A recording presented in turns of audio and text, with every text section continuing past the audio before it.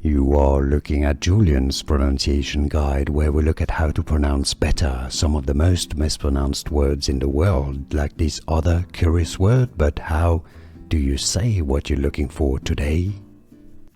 Let's learn once and for all how to pronounce the name of the Norwegian Prime Minister of Norway, if you want to learn the Norwegian and how you can say it in English, the English pronunciation. Let's call it Jonas Gahr Støre is the Norwegian pronunciation. Jonas, so it's not Jonas. Jonas Gahr Støre.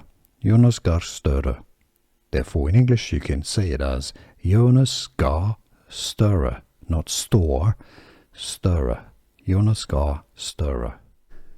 Here are more videos on how to pronounce more confusing words and names too many mispronounced. Like this video if you found it useful. I appreciate your support. I'll see you soon and thanks for watching.